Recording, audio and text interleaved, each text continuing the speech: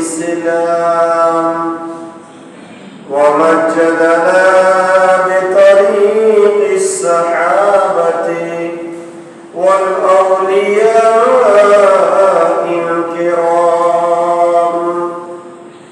الصلاة والسلام على من كان نبيا وآدم بين الماء والطين، شفيع المذنبين خاتم النبيين، وعلى آله وأصحابه أجمعين. أما بعد، فقد قال الله عز وجل في شان حبيبه تعظيما له وتوقيرا: إن الله وملائكته يصلون على النبي، يا أيها الذين آمنوا صلوا عليه وسلموا تسليما. صلى الله على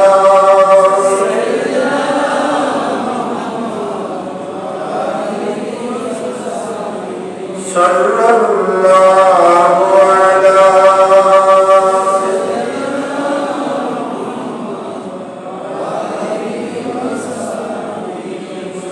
صلى الله على وآله وأصحابه. صلاة يا رسول الله،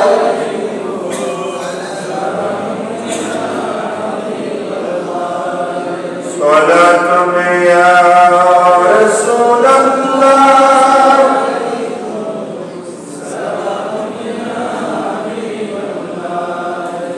دعوة بالعرش تسكن جملا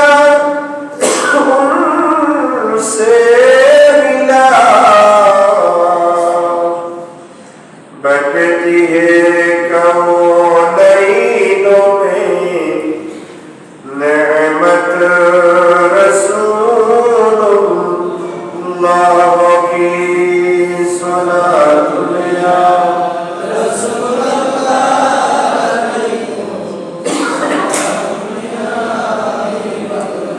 عرش اب ہے مسند رفعت رسول اللہ کی، دیکھنی ہے حشر میں عزت رسول اللہ کی صلاۃ یا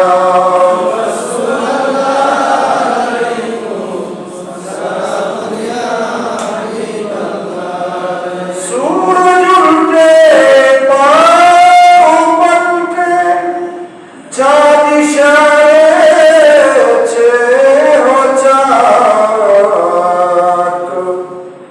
اندھے نزدیک دیکھنے قدرت رسول اللہ کی صلاۃ یا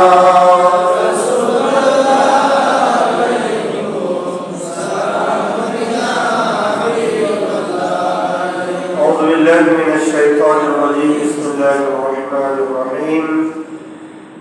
ومن يعظم شعائر الله فإنها من تقوى القلوب. صدق الله مولانا العظيم وبلغنا رسوله النبي الأمين ونحن على ذلك لمن الشاهدين والشاكرين والحمد لله رب العالمين معزز محترم حضرات مسلمان اعظام সম্মানিত উলামায়ে কিরাম রাহিমানি ওয়া রাহিমাকুমুল্লাহ আল্লাহ সুবহানাহু ওয়া তাআলা আলিশান দরবারে লক্ষ কোটি শুকর আদা করছি যে আল্লাহ পাকের অত্যন্ত দয়া ও মেহেরবানিতে পবিত্র হজের মাস জিলহজ শরীফের দ্বিতীয় জুমা নামাজ জুমাদের মহান লক্ষ্যে আল্লাহর মসজিদে আসার বসার সালাম ইয়ারস করার সুযোগ আর তৌফিক যে আল্লাহ সুবহানাহু ওয়া তাআলা আমাদেরকে দান করেছেন তার দরবারে পড়ছি আলহামদুলিল্লাহ। আর লক্ষ দরুদ ও সালাম হাদিয়া প্রেরণ করছি সোনার মদিনায় সরকার মদিনা সুবুর কলব সিনা আফতাব নবুয়ত শাহ রিসালত সুলতান মদিনা তাজদার کرم সরকার দু আলম ইমামুল আম্বিয়া মুহাম্মদুর রাসূলুল্লাহ সাল্লাল্লাহু তাআলা আলাইহি ওয়াসাল্লাম এর নূরি দরবারে উচ্চ আওয়াজে আরেকবার পড়ছি আলহামদুলিল্লাহ। মুহতারাম হাজিরিন, আমাদের থেকে বিদায় নিয়েছে পবিত্র ঈদুল আযহা 1445 হিজরি ঈদুল আযহা বিদায়ের পরে হজের মাস হুজ্জাতুল কিরাম নিজ নিজ দেশে রওনা হয়েছেন। পর্যায় ক্রমে সবাই নিজ নিজ দেশে ফিরবেন। এমনতম মাস মুবারক মাস। আজকে যে আয়াতে কারিমা শরীফ তেলাওয়াত করেছি কোরআনুল কারীমের সূরা হজ, সূরা হজের 32 নম্বর আয়াতে কারিমা শরীফ আপনাদের সম্মুখে তেলাওয়াত করেছি।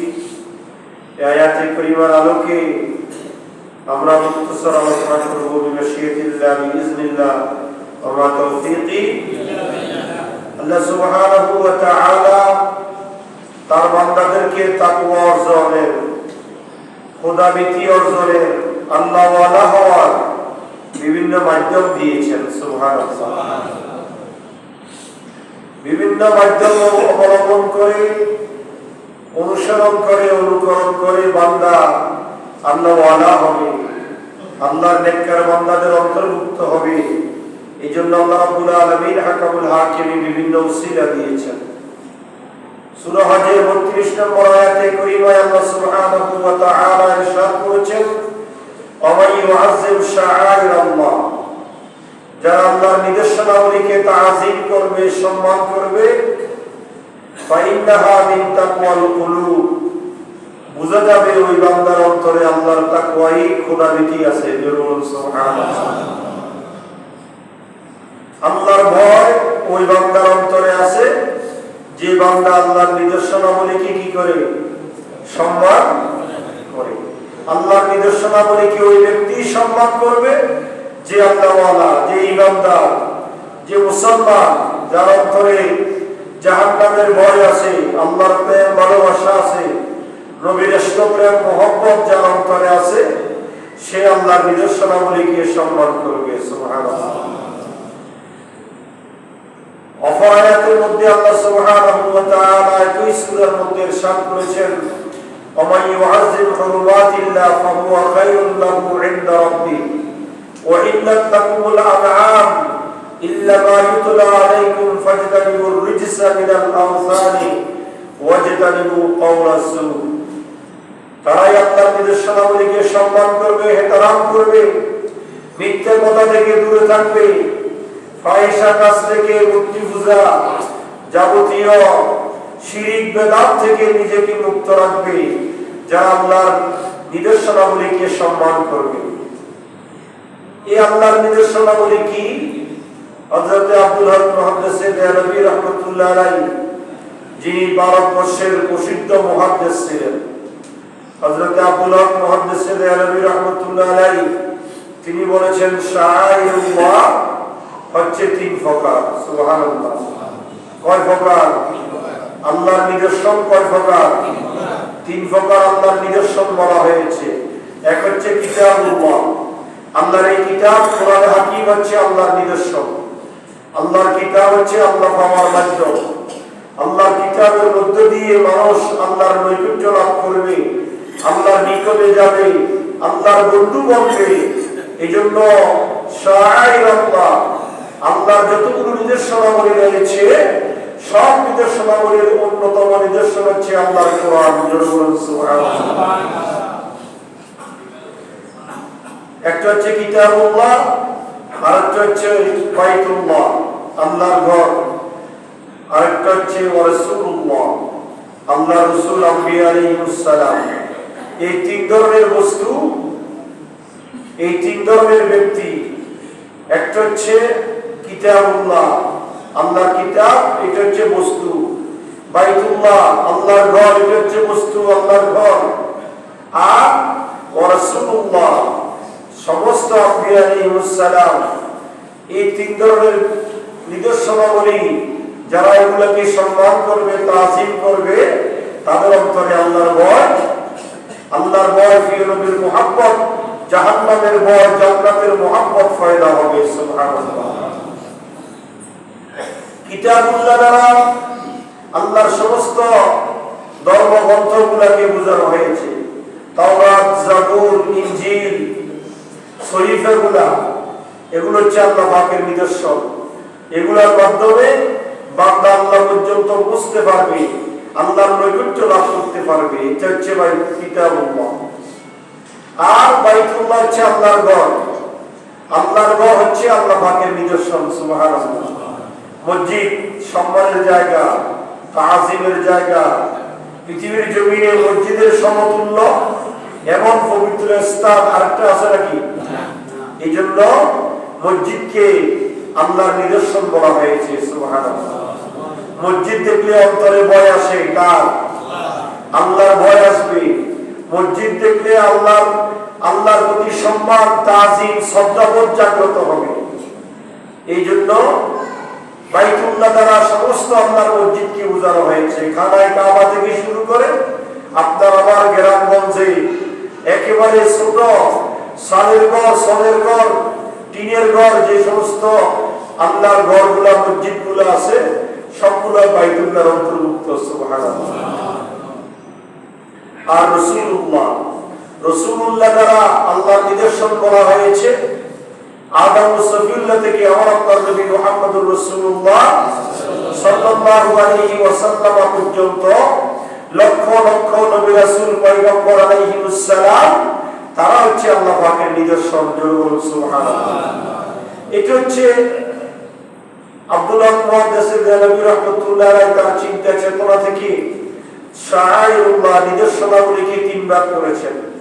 কিন্তু আমরা যদি আরো নিদর্শনাবলী দেখি তাহলে জামান, সময়, মাকান, স্থান, শখস, ব্যক্তি, শাই, বস্তু, রায়, ইসলামী স্কলারদের লিখিত কিতাব, আমাল সালিহা, নেক আমল, আফআলুল খায়র, ভালো কাজ, এগুলো হচ্ছে আল্লাহ পাকের নিদর্শন। সুবহানাল্লাহ।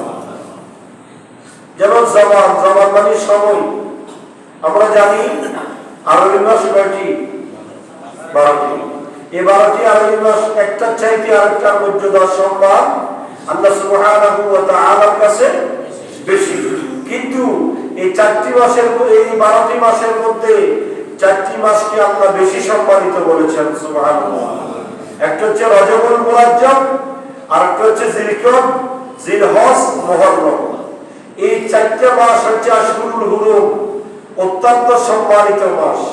12টি মাসের মধ্যে 4টি মাসের সম্মান, মর্যাদা আলাদা। সুবহানাল্লাহ। রজব, যুলকদ, যুলহজ আর মুহররম, এই 4টি মাস সম্মানিত। এর জন্য আল্লাহ বলেছেন ইন্না ইদ্দাতাশ শুহুরি ইনদাল্লাহি 12 শাহরা। কুরআনুল কারীমের সূরা তাওবা 36 নম্বর আয়াতে কারীমার মধ্যে আল্লাহ সুবহানাহু ওয়া তাআলা বলেছেন ইন্না ইদ্দাতাশ শুহুরি ইনদাল্লাহি 12 শাহরা। আমি আল্লাহর নিকট মাসের সংখ্যা 12টা। সুবহানাল্লাহ। আল্লাহর কাছে মাস কয়টা? 12টা। আল্লাহর কাছে মুহররম থেকে জিলহজ পর্যন্ত এই 12টা মাস আল্লাহর কাছে সবচেয়ে প্রিয়। জানুয়ারি, ফেব্রুয়ারি, বৈশাখ, জ্যৈষ্ঠ এগুলা বান্দার বানানো মাস। কার বানানো মাস? ব্যক্তি বিশেষের বানানো মাস। কিন্তু মুহররমুল হারাম থেকে জিলহজ পর্যন্ত এই 12টি মাসের লকব আল্লাহ সুবহানাহু ওয়া তাআলা এই কোরআনে হাকিমের মধ্যে দিয়েছেন। জরুর সুবহানাল্লাহ। আল্লাহ বলেছেন ইন্না ইদ্দাতাশ শুহুরি ইনদাল্লাহি 12 শাহরা, আমি আল্লাহর নিকট মাসের সংখ্যা 12টা। ফি কিতাবিল্লাহ, এগুলো আছে কোথায়? আল্লাহর কোরআনে। সুবহানাল্লাহ। এটা কোনো ব্যক্তি বিশেষের কথা নয়। আল্লাহর কাছে 12 মাস পছন্দনীয় মাস, 12টি মাস, এগুলা কোনো ব্যক্তি বিশেষের কথা নয়, এটা কিতাবের কথা। আর ইয়াওমা খালাকাস সামাওয়াতি ওয়াল আরদ, যেই দিন থেকে আল্লাহ আসমান জমিন সৃষ্টি করেছেন সেই দিন থেকে আল্লাহর কাছে 12টি মাস। সুবহানাল্লাহ। তবে এই মাসের সংখ্যা দিয়েছেন কে? আল্লাহ। আল্লাহর কাছে মাসের সংখ্যা কয়টি? 12টি। মিনহা আরবাতুল হুরুম, আল্লাহ বলেছেন তার মধ্যে 4টি মাস বেশি সম্মানিত মাস। সুবহানাল্লাহ। এই 12টি মাসের মধ্যে 4টা মাসের সম্মান আল্লাহর কাছে সবচাইতে বেশি। একটা হচ্ছে রজব, আরেকটা হচ্ছে যুলকাদ, আরেকটা হচ্ছে জিলহজ, আরেকটা হচ্ছে কি মুহররম। এই 4টা মাস বেশি সম্মানিত মাস। যালিকা দীনুল কাইয়্যিম, এইটাই হচ্ছে দ্বীনের স্তম্ভ। জরুর সুবহানাল্লাহ। আমরা যদি দেখি আপনার রমজানুল মুবারকে কোরআন নাযিল হয়েছে, এইজন্য রমজান শ্রেষ্ঠ। কিন্তু আল্লাহর কাছে 12টি মাসের মধ্যে 4টা মাস শ্রেষ্ঠ বলা হয়েছে। 12টি মাসে সম্মানিত, কিন্তু এই 4টা মাসের মর্যাদা আলাদা। এটা হচ্ছে জামান আর মাকাম। আল্লাহর নিদর্শনাবলীর মধ্যে স্থান, মসজিদ, মাদ্রাসা, খানকা, আল্লাহর ওলিদের মাজার, আল্লাহর ওলিদের আস্তানা, এগুলো হচ্ছে আল্লাহ পাকের নিদর্শন। এগুলো হচ্ছে মাকামের স্থান। বিভিন্ন স্থানের মধ্য দিয়ে বান্দারা আল্লাহর নৈকট্য লাভ করতে পারে। সুবহানাল্লাহ। শরফুল মুকিনে মাকাম বলা হয়েছে, ব্যক্তির কারণে জায়গার দাম বাড়ে। সুবহানাল্লাহ। কার কারণে? ব্যক্তির কারণে। আল্লাহর ওলি একজন যদি এক জায়গায় শায়িত থাকে সেটা মাজার হয়ে যায়। একজন আল্লাহর ওলিরা যদি সেখানে বসে কিছুক্ষণ রিয়াদত করে সেটা সম্মানিত স্থান হয়ে যায়। এই জন্য মাদ্রাসা, মসজিদ, খানকা, বাজার এগুলো হচ্ছে সম্মানিত স্থান। এগুলো আল্লাহ পাকের নিদর্শন। এগুলোকে সম্মান করলে অন্তরে তাকওয়া, খোদাভীতি জাগ্রত হবে। সুবহানাল্লাহ। তারপরে আপনার শখস মানে ব্যক্তি, ব্যক্তি বিশেষের মধ্যে সম্মানী হচ্ছে নবী রাসূলগণ। নবী রাসূলের চাইতে সম্মানিত ব্যক্তি পৃথিবীর জমিনে আরেকজন আছে নাকি? আল্লাহর পরে যে নবী রাসূলের স্থান, আমাদের নবী মুহাম্মদুর রাসূলুল্লাহ সাল্লাল্লাহু তাআলা আলাইহি ওয়াসাল্লাম, নবী রাসূল, গাউস, কুতুব, ওয়ারাসাতুল আম্বিয়া, আলিম উলামা, এরা হচ্ছে আল্লাহর নিদর্শন। সুবহানাল্লাহ। এরা কি? আল্লাহ পাকের নিদর্শন। আপনার নবী রাসূলগণ, তাদেরকে শ্রদ্ধা করা, সম্মান করা। নবী রাসূলের শানে এমন কোনো কথা বলা যাবে না যে কথার দ্বারা নবী রাসূলের শানের, মানের, মর্যাদার অক্ষুণ্ণ হয়, মর্যাদা ক্ষুণ্ণ হয়, মর্যাদার বেয়াদব ঘটে, নবী রাসূলদের শানে বেয়াদবি হয়, এমন কোনো কথা জবান দিয়ে বের করা যাবে না। কেননা নবী রাসূল হচ্ছেন শাআইর আল্লাহ, আল্লাহ পাকের নিদর্শন। জোরে বলুন সুবহানাল্লাহ। তারপরে গাউস, কুতুব, হযরত আউলিয়া কিরাম, সম্মানিত উলামায়ে কিরাম, যাদের মারফতে মানুষ দ্বীনের প্রসার হচ্ছে, যে সমস্ত উলামায়ে কিরামের মাধ্যমে মানুষের কণ্ঠকুহরে দ্বীনের আলো পৌঁছতেছে, এই সমস্ত আলেম ওলামাদেরকে সম্মান করা, এটা আল্লাহর নিদর্শনাবলীকে সম্মানের সমতুল্য। সুবহানাল্লাহ। এই জন্য ফাসআলু আহলাদ যিকর ইন কুনতুম লা তা'লামুন, আল্লাহ বলেছেন বান্দা তোমরা ওই সমস্ত ব্যক্তিদের কাছে জিজ্ঞাসা করো যারা আহলে জিকির, যারা আলেম উলামা, যারা কোরআন হাদিসের জ্ঞান রাখে, তাদের কাছে তোমরা জিজ্ঞাসা করো যেগুলো তোমরা জানো না। সুবহানাল্লাহ। যে বিষয়ে তোমাদের জ্ঞান নাই সেই বিষয়ে তোমরা আলেম ওলামার কাছে যাও, তাদেরকে জিজ্ঞাসা করো, তাদের থেকে জ্ঞান হাসিল করো। সুবহানাল্লাহ। আল্লাহ রাব্বুল আলামিন হাকামুল হাকিমের নবী, এইজন্য আলিম ওলামার মর্যাদা বাড়িয়েছেন। আমার নবী ইরশাদ করেছেন, ফাদলুল আলিমি আলাল আবিদি কাফাদলি আলা আদনাকুম। তোমাদের সাধারণ মানুষের কাছে আমি নবীর মর্যাদা যেমন, একজন আলেমের মর্যাদা আমি আল্লাহ, আমার আল্লাহ এবং রাসূলের কাছে তেমন। সুবহানাল্লাহ। একজন সাধারণ মানুষের কাছে নবীর যেমন মর্যাদা, আল্লাহ রাসূল বলেন কাফাদলি আলা আদনাকুম, আমি নবীর মর্যাদা তোমাদের সামনে যেমন, আর একজন আলিম ওলামার মর্যাদা আল্লাহ রাব্বুল আলামিন হাকামুল হাকিমিন অমনিভাবে বানিয়ে দিয়েছেন। মান আকরামা আলিমান ফাকান্নামা আকরামা 70 নবিয়্যা কামা ক্বালা আলাইহিস সালাতু ওয়াসসালাম। ইবনে মাজাহ শরীফের মধ্যে আল্লাহ নবী ইরশাদ করেছেন, যে ব্যক্তি একজন আলিম ওলামাকে সম্মান করবে, তাজিম করবে, ফাকান্নামা আকরামা 70 নবিয়্যা, সে যেন বনি ইসরাইলের 70 জন নবীকে সম্মান করলো। সুবহানাল্লাহ। এজন্য বলা হয়েছে মওতুল আলেমে কা মওতুল আলম। একজন আলেম মরে যাওয়া মানে একটা জগৎ মরে যাওয়া। আল্লাহু আকবার। একজন আলেমের যদি ইন্তেকাল হয়, বলে যে আলেম ইন্তেকাল করে নাই, গোটা একটা জগৎ ইন্তেকাল করেছে। কারণ ওই আলেম থেকে দ্বীনের যে দাওয়াত, দ্বীনের যে বাণী মানুষের কর্ণকুহরে পৌঁছে, মানুষ দ্বীনের আলো পায়, সে আলো যখন আপনার নিবিত হয়েছে, নিভে গিয়েছে, ইন্তেকালের মধ্য দিয়ে আল্লাহ রাসূল বলছেন কামাউতুল আলম, একটা জগৎ যেন মারা গেল। এইজন্য আলিম ওলামার মর্যাদা আল্লাহ রাব্বুল আলামিন হাকামুল হাকিমিন দিয়েছেন। তাদের সম্মান করা, তাদের তাকরীম করা, তাদের ইহতিরাম করা, এটা হচ্ছে তাকওয়া, অন্তরে খোদাভীতি, ঈমানদারের লক্ষণ। সুবহানাল্লাহ। কিসের লক্ষণ? ঈমানদারের আলামত। প্রত্যেক ঈমানদার আলামত হচ্ছে আলিম ওলামাকে সম্মান করা। শুধু তাই নয়, আমাদের নিদর্শনাবলী আমরা দেখি, যেমন টুপি। এই টুপিটা দিলে মাথায় যখন আপনার মাথায় যখন টুপি থাকবে, আপনি যে মুসলমান তার কি হবে? এটা আল্লাহ পাকের নিদর্শন। কালাম সুওয়া, টুপি হচ্ছে আল্লাহ পাকের নিদর্শন, ফাঁদি হচ্ছে আল্লাহ পাকের নিদর্শন। আমরা যে কোরআন শরীফ রিয়ালের উপর রাখি, কোরআন শরীফ পড়ি না, এই রিয়ালটা আল্লাহ পাকের নিদর্শন। কেননা এটার সাথে সম্পর্ক কোরআনের সাথে। কিসের সাথে? এই জন্য এগুলাকে সম্মান করা। একটা রিয়ালের সাথে যখন পা লাগে, মানুষ ওটাকে চুমুকায়, ঠিক কি না? সম্মান করে। এই সম্মান করা অন্তরের তাকওয়াই, অন্তরের খোদাভীতি। দুরজান যেটা দিয়ে কোরআন শরীফ বাঁধা হয়, কোরআন শরীফকে ভেসিয়ে রাখা হয় দুর্বল থেকে মুক্ত থাকার জন্য। ওই দুরজানের সাথে যদি পা লাগে, ওটাকে কি করা হয়? সালাম করা হয়। কেন? এটার সাথে কোরআন লেগেছে। কোরআন লাগার কারণে এই দুরজানের মর্যাদা রয়েছে, কোরআন লাগার কারণে রিয়ালের মর্যাদা রয়েছে। এই জন্য রিয়ালকে সম্মান করা হয়। অনুরূপভাবে আল্লাহ রাব্বুল আলামিন হাকামুল হাকিমিন ইবাদতের মধ্যে আল্লাহ নিদর্শনাবলী দিয়েছেন, যেমন নামাজ, রোজা, হজ, যাকাত, সত্য কথা, নবী, ওলি, গাউস, কুতুব, আবদাল, ঈমানদারের আলোচনা করা। এই সমস্ত গুলো হচ্ছে শাআইর আল্লাহ, আল্লাহ পাকের নিদর্শন। এই জন্য আপনার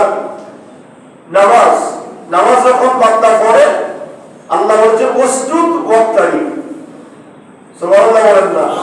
আল্লাহ কি বলেছেন? বান্দা তুমি নামাজ পড়ো, তোমার নামাজের মধ্য দিয়ে তুমি আমি আল্লাহর নিকটে আসতে পারবে। সুবহানাল্লাহ।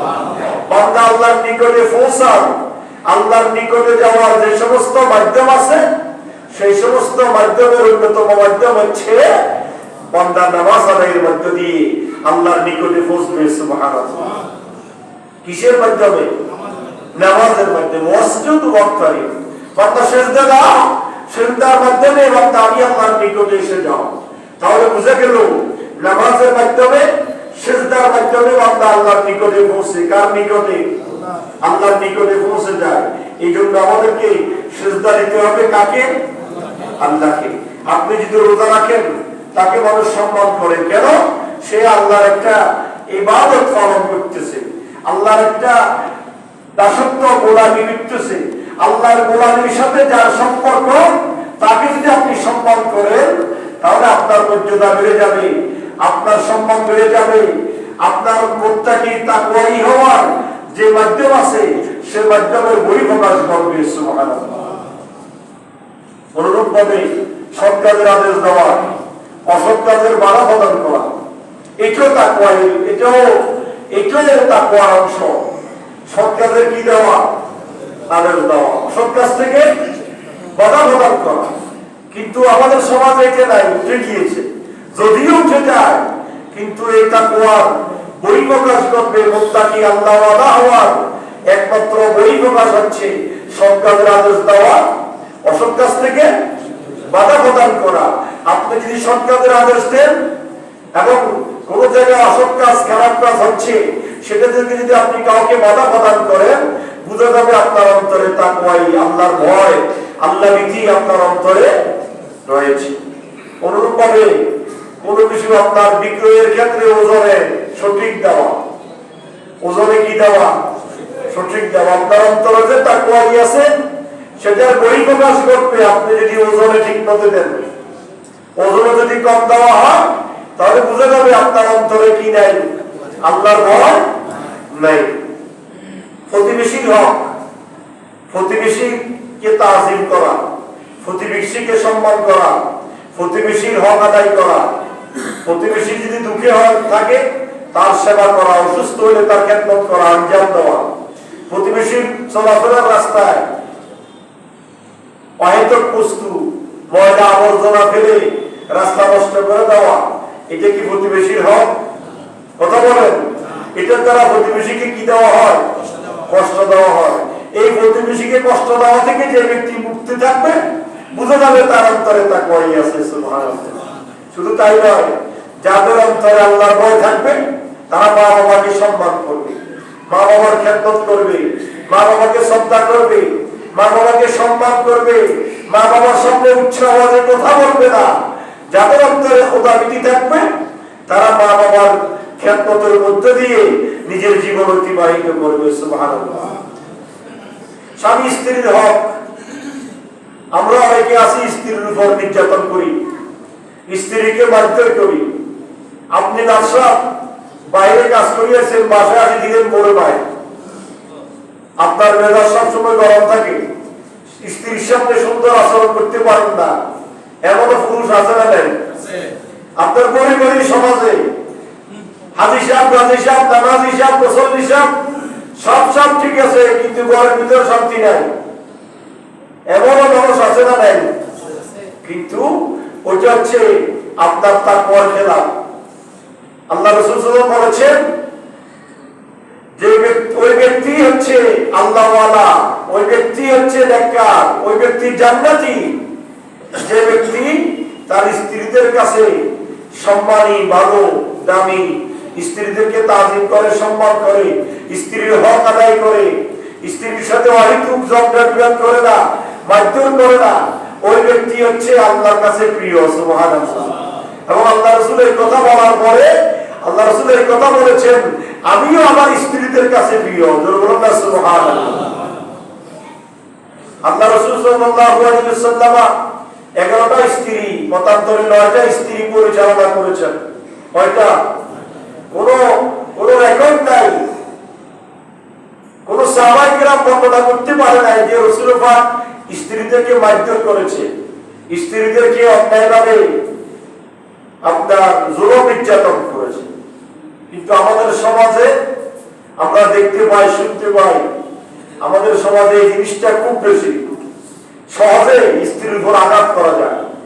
কিছু কিছু স্ত্রী আছে জঞ্জাল, তাদের সামনে বসে কথা বলা যায় গরম, তো ওই সমস্ত পুরুষের জন্য গরম গুলাই ভালো। আর যারা সঠিক তাকওয়াবান, আল্লাহওয়ালা, স্ত্রীর হক আদায় করবে, স্ত্রীকে মারধর করবে না, স্ত্রীর সাথে সুন্দর আলাপ আলোচনা করবে, হ্যাঁ, সুখে দুঃখে আরামে আয়েশে হাসি খুশিতে জীবন যাপন করবে, ওটা হচ্ছে মুত্তাকি বান্দা। সুবহানাল্লাহ। ওটা কি বান্দা? মুত্তাকি বান্দা।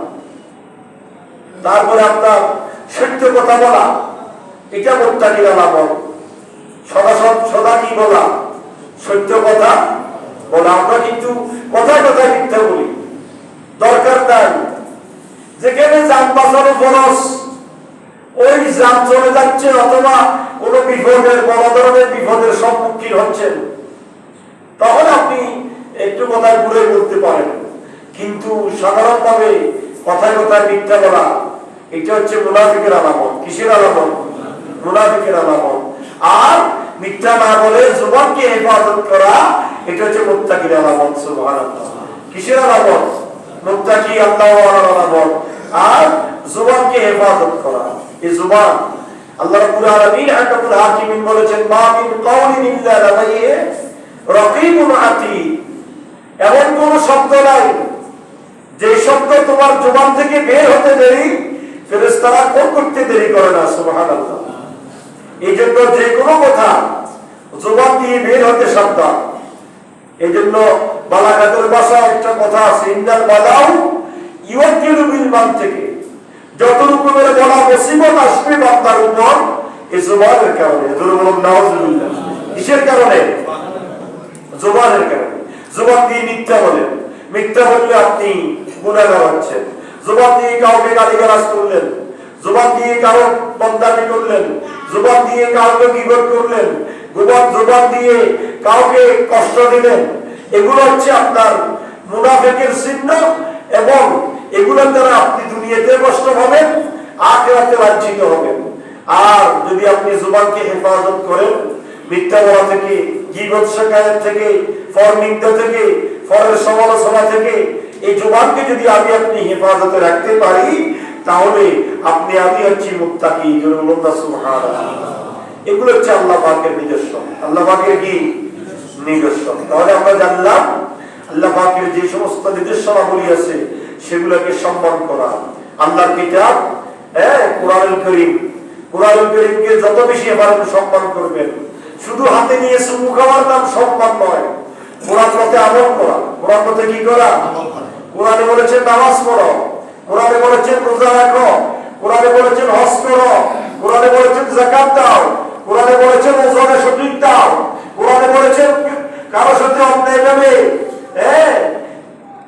জুলুম নির্যাতন থেকে বেঁচে থাকো। এই কোরআনকে সম্মান করা মানে কোরআন পথে নিজের জীবন পরিচালনা করা। এইভাবে যদি আমরা করতে পারি তাহলে আমরা আল্লাহর নিদর্শনাবলীকে সম্মান করলাম। আর বাইতুল্লাহ, বাইতুল্লাহ মানে আল্লাহর ঘর। বাইতুল্লাহ মানে কার ঘর? আল্লাহর ঘর। আমরা রমজানের এই ঈদুল আজহার 2 জুমা আগে আমরা আলোচনা শুনেছিলাম হজ সংক্রান্ত আলোচনা। কিসের আলোচনা? হজ। এই হজের আলোচনা করতে গিয়ে আমরা আল্লাহর ঘরের সাথে অসংখ্য নিদর্শনাবলী আছে।